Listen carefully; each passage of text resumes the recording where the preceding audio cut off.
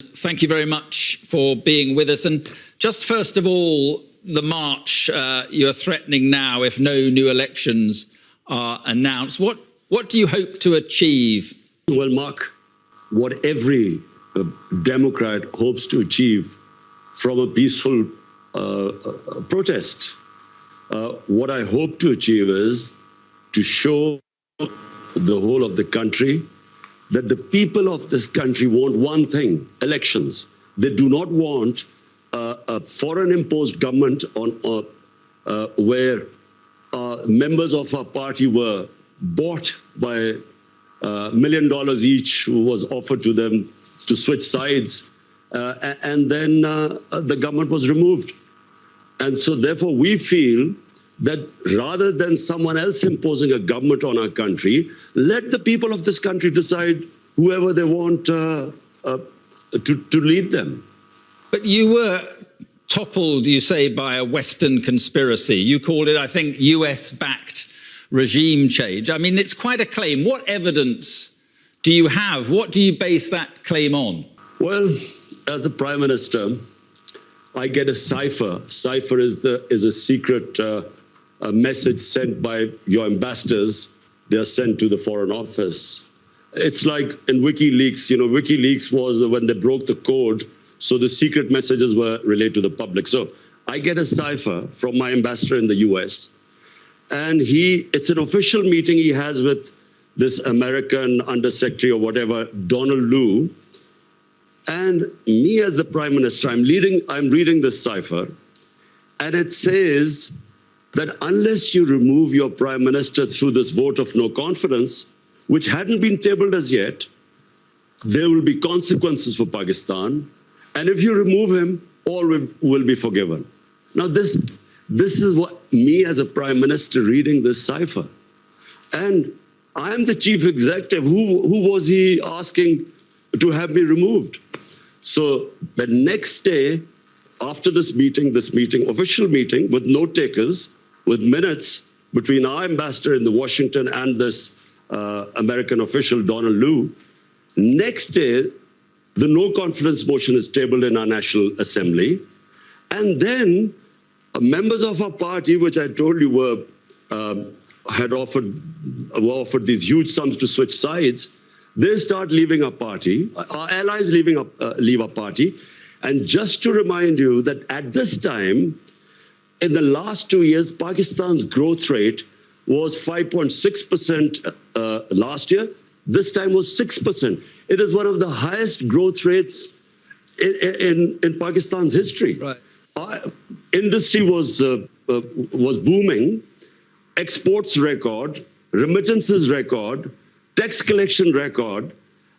We cope with the coronavirus. We are considered one of the 5 top countries which saved the people and our economy and our poor people from the virus. So there was no reason for the government suddenly to be removed, because since we've been removed, by the way, the economy has gone in a tailspin. The US completely deny this, and you say that the US wanted you out because of your foreign policy, which was increasingly anti-Western and clearly favouring China and Russia. Do you regret the ties with Russia, specifically given what's happened in Ukraine? Mark, in that cipher, Donald Lu is asking our ambassador that the Prime Minister, Imran Khan, was solely responsible for his decision to tour Russia. Now, the ambassador kept trying to explain to him that this was a tour which was planned long way back, long way before Ukraine.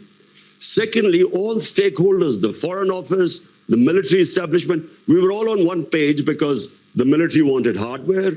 We wanted to buy gas because we got depleting gas reserves. We wanted to, and this was 6 years ago, this contract was being negotiated.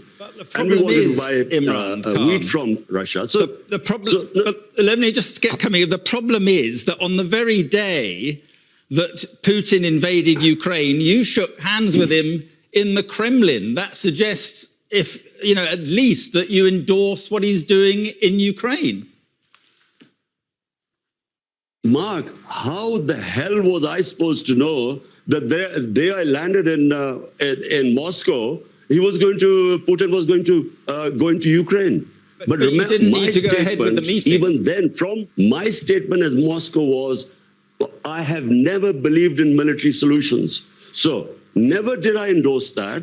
Ours was a bilateral meeting. It was planned long before.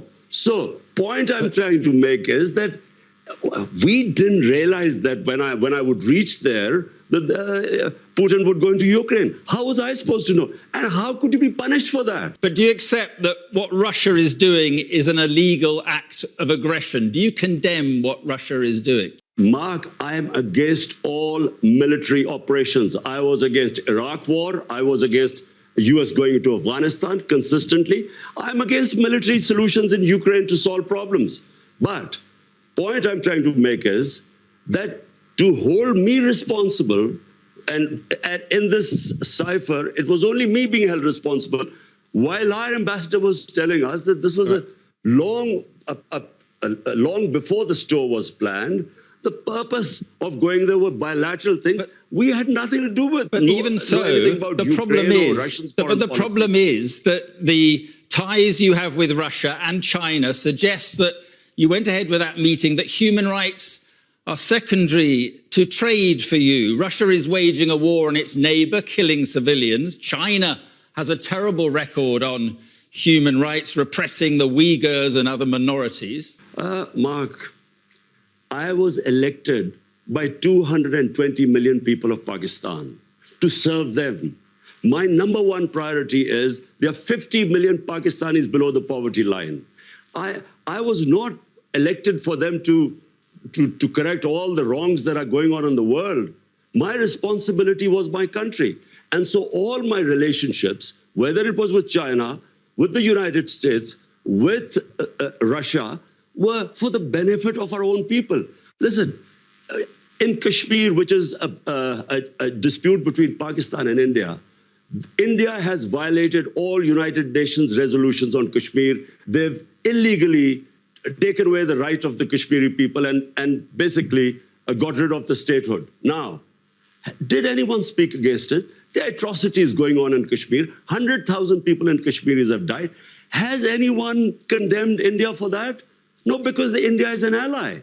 Allow us to be neutral too so that we can look after our own people. What about Afghanistan? Are you pleased to see the Taliban back in control in Afghanistan? Were you pleased to see the West defeated? Mark, Afghanistan there was never going to be a military solution. Anyone who knows the history of Afghanistan, and the British above all, have experienced 3 wars in Afghanistan. The 3 times they've gone into Afghanistan in the 19th century, twice in 19th and once in the 20th century.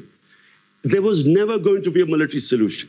People like us who kept saying that this is not, you will not solve Afghanistan problem by bombing them or sending your military, we were called pro-Taliban. People like us were always talking about how would there be people in Afghanistan? For 40 years, they've been suffering. Mark, this is not a football match, whether you're on one side or the other. When there are problems there, the country that suffers most is Pakistan. Because we already have 3.5 billion Afghan refugees there. But you said the chains of slavery had been broken in the country. When the Americans left and the British, what did you mean by that? That was deliberate. It was deliberately distorted. I was speaking in Urdu. I was talking about getting rid of mental slavery. We still have the colonial education system with elite is taught in English medium. We had first time in our history had one syllabus for everyone. And I said that mental slavery is far worse than physical slavery. In that context, I refer to Afghanistan, where physical, they're fighting for their freedom. What about the slavery of women? Are you concerned that they seem to be going back on their commitment to allow girls back to school, and they're now insisting women cover their faces? Are you worried at all about what is happening there? Mark, I am not responsible or a spokesman for the Taliban. If there was any other solution, after 20 years of war, well, There should have been. You should have found some solution. But Pakistan has supported the Taliban. How? Who says this? By harbouring Taliban fighters inside Pakistan. Do you know something, Mark? There is so much propaganda and ignorance about this whole Pakistan-Afghanistan situation. Pakistan lost 80,000 people. No country which supported the US in the war on terror gives as many sacrifices as we did. The only reason we lost 80,000 people was because we joined the US war on terror. Because the US was trying to find a military solution in Afghanistan where none existed, we were blamed. A country that gives sacrifices, we were blamed for the lack of success in Afghanistan. What is happening in Afghanistan has nothing to do with us. The fact is that a war in Afghanistan meant 5 million refugees at the beginning in the 80s. We have 3.5 million refugees. We had what were the Pakistan Taliban who were fighting against our state. We still have terrorism as a result of participating in the US war. For Pakistan to be blamed, there are 3.5 million refugees. Mark, how do you stop? How do we know who would go across and be with the Taliban? How? Right. So Pakistan fenced, first time we fenced our border. There was open border before. So now 3.5 years, we have fenced the border. But please do not blame Pakistan. Pakistan is the collateral damage of Afghanistan. Okay. Just finally, on the elections you want, do you think that people power, you're talking about 2 million people, do you honestly think that people power can take you back to power? I'm not showing the 2 million people coming out in Islamabad so I would get back into power. All we are saying is that there are two problems. One is that this is an imposed government through a regime change by Washington. Number two, they're criminals.